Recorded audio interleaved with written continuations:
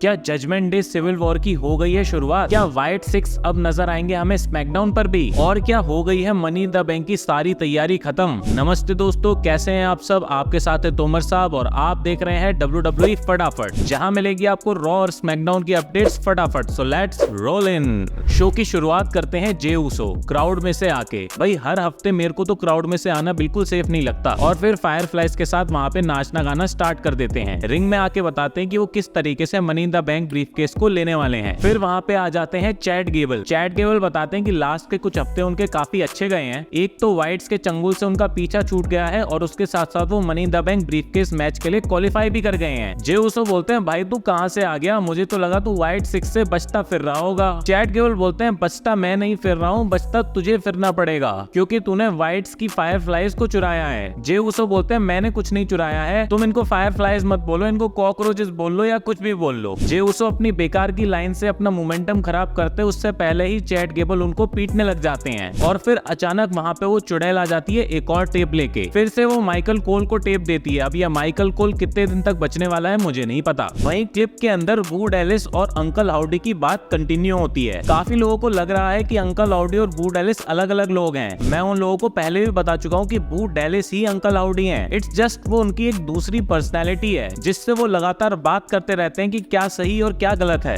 आज उन्होंने काफी सारी चीज फैमिलीज के बारे में बताई, जिस तरह WWE के अंदर इस समय फैमिलीज का मजाक उड़ रहा है। बाप बेटे लड़ रहे हैं, पूरा खानदान लड़ रहा है, कोई अपनी फैमिली बना के उसको बिट्रे कर रहा है। तो इसी बारे में बू डेलिस बताते हैं जो भी अपनी फैमिली को छोड़ता है, अपनी फैमिली को बिट्रे करता है, उन सारे लोगों को पे करना पड़ेगा। स्टोरी लाइन के हिसाब से तो वो चैट गेबल और अल्फा एकेडमी की बात कर रहे हो सकते हैं, लेकिन यहाँ पे थोड़ा सा ब्लड लाइन को भी टीज किया गया है। हो सकता है कि जल्द ही स्मैकडाउन पे भी हमें व्हाइट सिक्स नजर आए और सीधा टारगेट करें सोलो सोकोआ को। वहीं नेक्स्ट मंडे को चैट गेबल और जे ऊसो के बीच में मैच रखा गया है, तो हो सकता है कि दोनों बंदे जिनका अपनी फैमिलीज के साथ ज्यादा कुछ अच्छा रहा नहीं है, उन दोनों बंदों को व्हाइट सिक्स लपेट ले। इसके बाद जो raw exclusive story line WWE ने चला रखी है, इसका तो मुझे कुछ समझ ही नहीं आ रहा है। New Day versus Final Testament. Last week की तरह आज जेवियर वुड्स और केरियन क्रॉस का मैच रख दिया जाता है। जेवियर वुड्स मैच तो जीत जाते हैं, लेकिन एंड में कोफी किंगस्टन का हाथ तोड़ के अपर हैंड केरियन क्रॉस ले लेते हैं और वुड्स से बोलते हैं भाई हाथ मिला ले, तेरे को बढ़िया चीज दिलाऊंगा।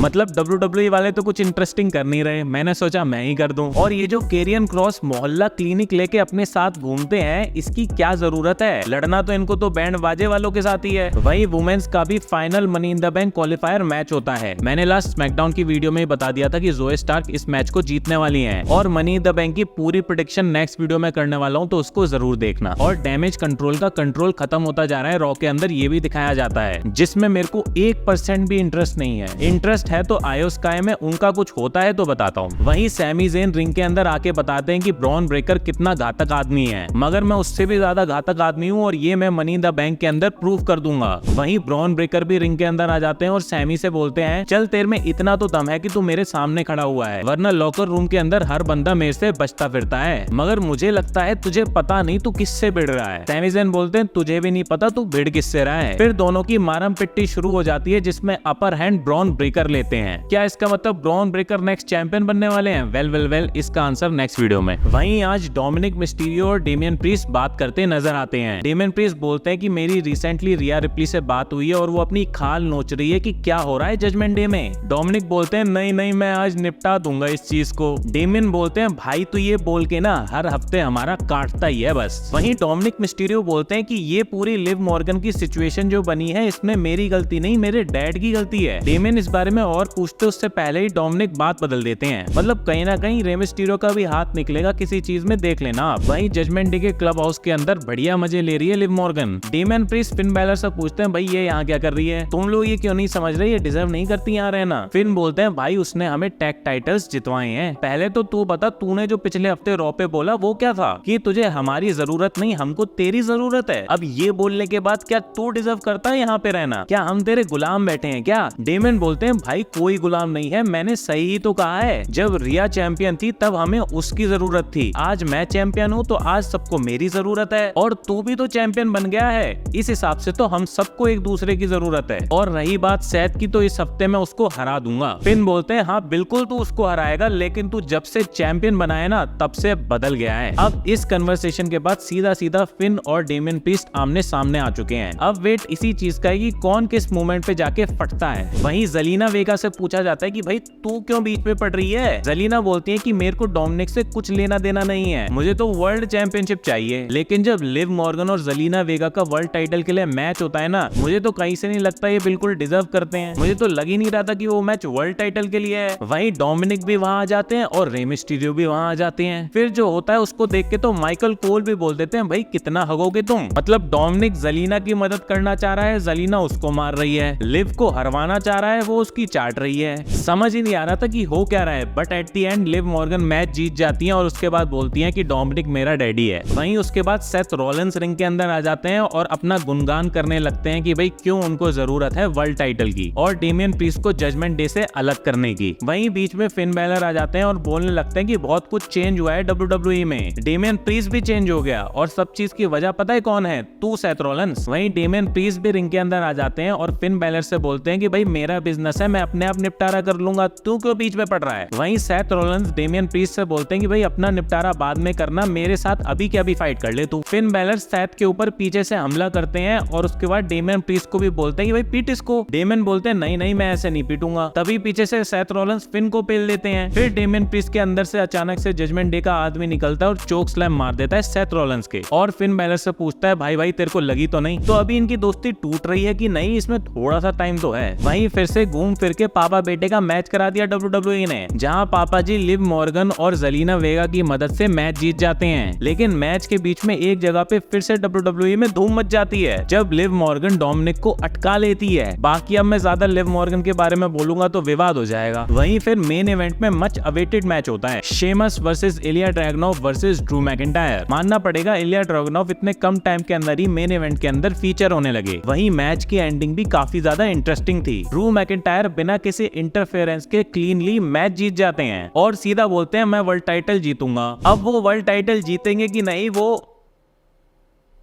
सायोनारा।